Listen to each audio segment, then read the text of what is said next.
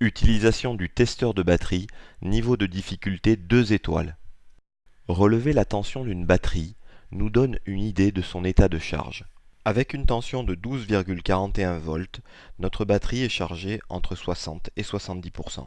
En revanche, on ne connaît pas sa capacité à fournir une forte intensité pendant plusieurs secondes. Pour cela, on va devoir utiliser un testeur de batterie. Le testeur de batterie va permettre de consommer une intensité d'environ 80 A et dans le même temps de suivre l'évolution de la tension aux bornes de la batterie.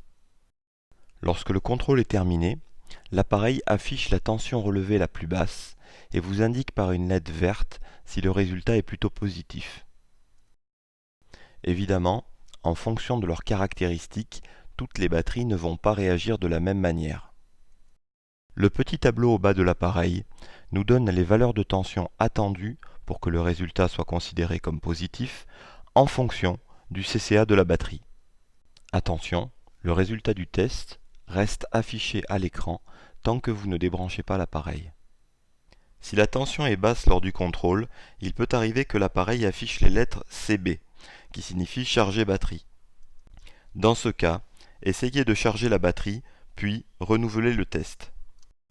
Si la tension est correcte, mais qu'elle descend beaucoup trop bas lors du test, l'appareil vous indique BAD. Cela signifie que la batterie n'est plus capable de délivrer un fort courant. Il faudra donc la remplacer. Vous pouvez facilement vous fabriquer un testeur de batterie. Pour cela, il vous faudra quelques bougies de préchauffage. Une bougie de préchauffage consomme environ 15 A. Vous allez donc en relier 5 pour obtenir une consommation d'environ 60 à 80 A.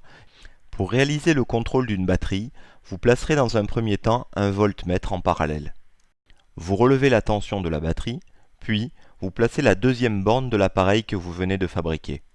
La tension chute mais ne doit pas s'effondrer. Attention, les bougies chauffent très vite.